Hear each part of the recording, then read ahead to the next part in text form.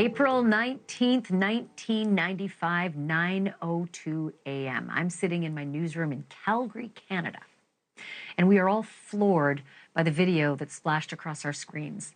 A 4,800-pound truck bomb has exploded right in front of the Alfred P. Murrah Federal Building in Oklahoma City.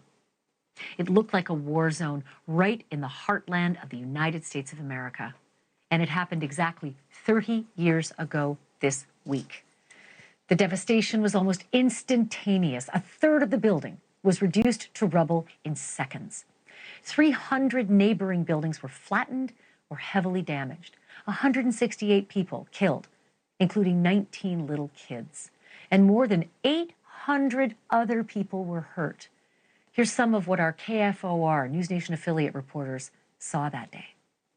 Well, Lee, just take a look for yourself. There's the Alfred Murrah Federal Building behind me, and you can see just how badly damaged it is. It's about half of the building that is literally hanging, and at the bottom two floors are just stacked debris. Now, there are several other buildings right around to give you an idea of what kind of impact this had. Look at the Regency Towers there. Almost all the windows have been blown out of that hotel complex there. Several block area, it's complete devastation. Windows blown out of all the buildings. Some of these older brick buildings, the brick walls have collapsed. And they are still taking away dozens of casualties of this explosion. Understandably, the first assumption was that a foreign terrorist had set off that bomb. But sadly, when the truth was later revealed, the soul of America was shattered. It was one of our own. A man who had even served our country, worn the uniform of the U.S. military, and he'd had help. Timothy McVeigh, along with Terry Nichols, were anti-government, and in their twisted view of our country, they wanted to start a war against leaders they considered to be tyrants. Both men were charged with multiple counts of first-degree murder and using a weapon of mass destruction. An accomplice named Michael Fortier was indicted on 4 counts, including conspiracy to transport stolen firearms. Reporter Mike Boettcher led the coverage for NBC News, and he was one of only 3 journalists who spoke with Timothy McVeigh. I talked about that with Mike and about covering the story of a lifetime. Mike, it is hard to believe it's been 30 years. Does it feel like 30 years since the Oklahoma City bombing? Some days it does. Some days like today, it feels like it was just yesterday. It's something I think about really every day, because I live 10 blocks from the Oklahoma City National Memorial where that bombing took place. And in the basement of my home are cracks in the foundation from the bombing that occurred that day, because it was like a small earthquake. You're one of the first and only people, actually, so few people got a chance to speak with Timothy McVeigh, one of the bombers, the key bomber in this attack. Tell me about that. Tell me everything about your encounter with him. Well, I knew his, I'm an Okie, grew up here, and I knew his attorney, Stephen Jones, who was from a town about 40 miles from where I grew up. And I was in charge of the investigation for NBC News into the Oklahoma City bombing. And I wanted to interview McVeigh. His attorney, Stephen Jones, set up an interview at the El Reno Federal Reformatory west of Oklahoma City, where he was being held awaiting trial in Denver. I remember walking in and sitting down in a kind of sanitized room, and he came in an orange jumpsuit. They had to unshackle him, and I had made a connection with him initially because he was a veteran of Desert Storm. I was an embedded reporter in 1991 in Desert Storm when the U.S. took back Kuwait from Saddam Hussein's Iraqi forces. And so we talked about the war and all of that. I remember he was a lot taller than I thought he would be. And he was very, very polite.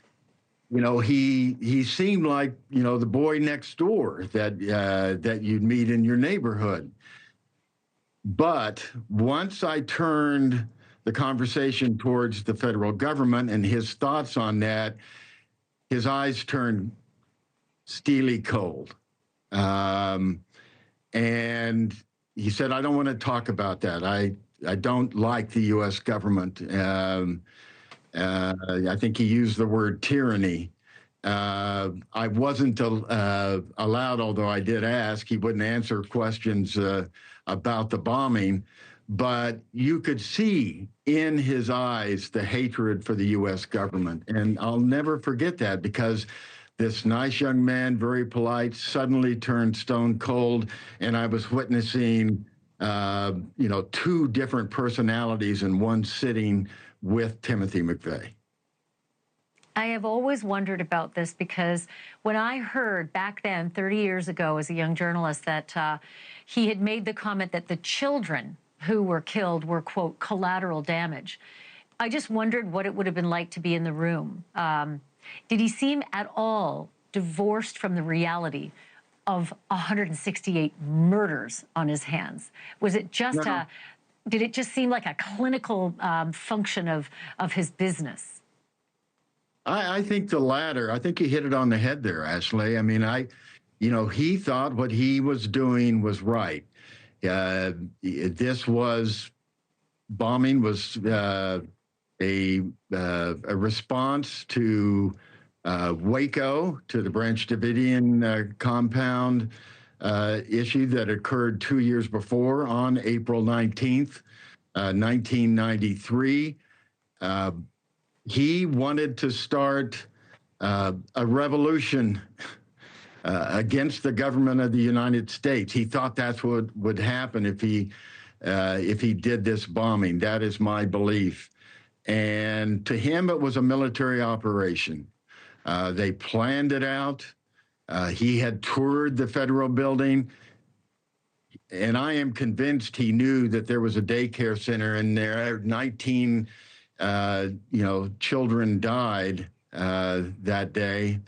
And even though there have been denials that he knew anything about that, to him, the victims were collateral damage to what he saw as his final objective, which was the overthrow of the government of the United States of America. Love that conversation with Mike Boettcher. Timothy McVeigh was found guilty on all counts and was executed in 2001. Terry Nichols, on the far right there, he was found guilty of conspiracy and manslaughter and sentenced to life in prison with no parole. And Michael Fortier, the guy with the long hair, he was sentenced to 12 years in prison and released in 2006 and is now in the witness relocation program. How about that? News Nation has a special look back at the Oklahoma City bombing this weekend. On Air Live, Oklahoma City bombing 30 years later. It airs Saturday, 9 p.m. Eastern. Make sure you check it out. Thanks for watching. Go to joinnn.com to find News Nation on your screen. And don't forget to click the red subscribe button below to get more of News Nation's fact-driven, unbiased coverage.